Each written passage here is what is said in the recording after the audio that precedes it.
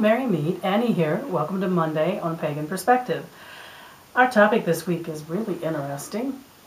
It caused me to do some thinking, some rethinking and revisiting of studies long past that, shame on me, I do like to take them up regularly, look at them again from today's lens. And Mr. Abhainn, who gave us the question this time, kind of tickled me to do some thinking and studying this week, and I really appreciated the opportunity.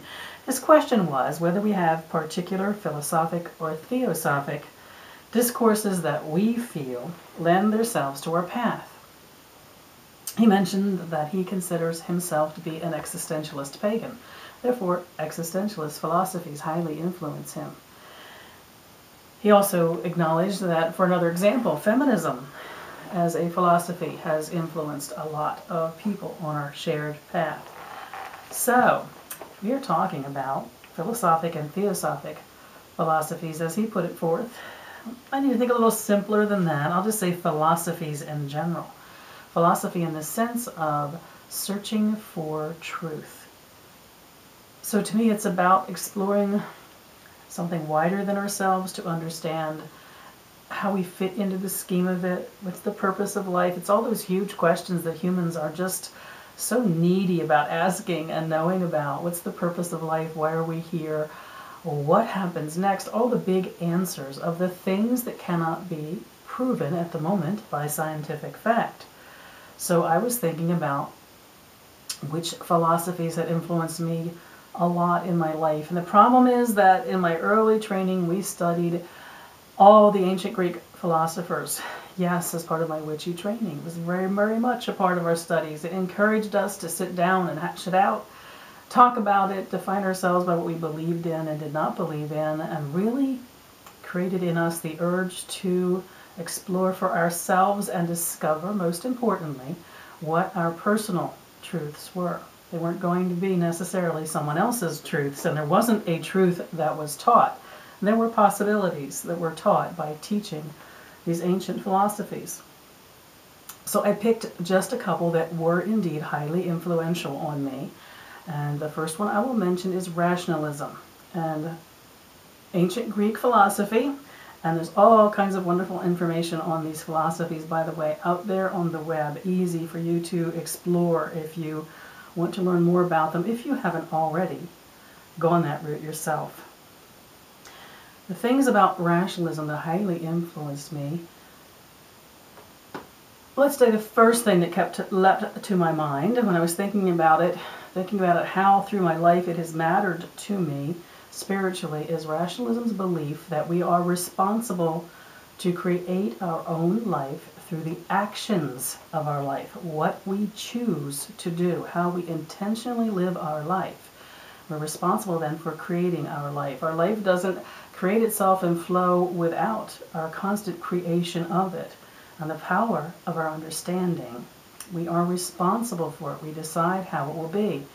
Rationalism believes that the more enlightened the individual is when it comes to body, mind, and spirit, they grow, but also society grows. It's the contribution we make to the all of humanity.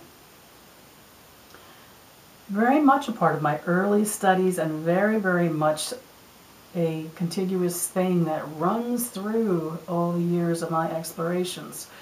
The 8 virtues are a very important part of who I am as a Wiccan woman, and the 8 virtues are very much 8 studies taken on to think about how we make the decisions of our life, indeed how we create our lives, how we bring it into existence, how we are responsible for it, how we grow individually, and how we contribute to society.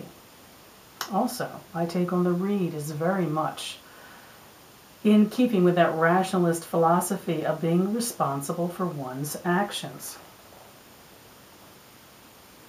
I don't agree with everything that comes along with the rationalist philosophy. I think that knowledge doesn't come out of always a collection of facts and finding a way forward. If I recall my study of the rationalists, they didn't believe that experience was your way forward, was your greatest teacher. They believed that study and learning and deciding the way forward was. And I wouldn't agree with that. I didn't know for sure how I thought about it as a young person. As an older person, I definitely believe that I'm not a rationalist through and through, because the experiences of my life have been my teacher. Not the things that I decided and studied and discovered and took forward. Yes, a lot of that happened. Very powerfully so. Intentional living. Very powerful. But the rationalists kind of didn't focus as much as my life has ended up focusing on experiencing life and learning from the experience, rather than deciding life and moving from there. So to me, it's a little bit of both. But the responsibility aspect of rationalism for the constant seeker who's searching to find answers to those universal truths we humans are always on a quest for, very important part of my early training. Along with that came the study of relativism. Relativism teaches us that we can't do what rationalism says we can do, which is kind of figure it all out. Because relativism tells us that we each have our lens. That's how we'd say it in our modern phraseology. We each have our perspective, our experiences, our culture. We each have who we are that shades how we look at things. Even those deep truths that we might be trying to look for, we can't necessarily get there because so few people have the power to release everything they're connected to step into being open, totally open, being objective to that great extent that truth makes itself known. So, do I believe in either one of these philosophies in their totality? No, but the balance of both of them. When I was growing up and to this very day, rationalism on the one hand saying that we can define the way forward, we can define truth, we can define mystery.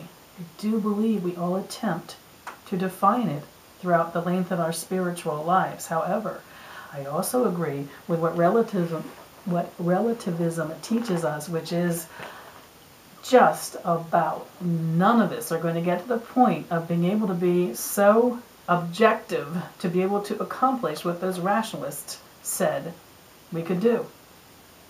Two things that highly influenced me: rationalism and relativism. And another one that became more and more important the older I got was universalism. Now there are so many different descriptions of what universalism is. So the version of it I'm referring to is the one where the more one seeks, the more one learns, and using what the rationalists said we could do, which is trying to get rid of our filter and seeing through things clearly, being objective, understanding at the same time those relativists said nobody can really do that, but the attempt is to keep an open mind and see clearly. And the more we see outside of our own limited view, the more we see what things have in common. Not just in common at the great level of what might or might not God be, but outside of anything purely God-centered, it's also the guiding principles that humans have had in common over our years of existence are seen as a way to understand truth. When very disparate, very different groups of people in different times, on different continents, living completely different lives, facing very different challenges, have come up with similar guiding principles. The Universalist says, there is something there that I want to pay attention to. So there you go. For me, there's three of the isms: relativism, rationalism, and universalism.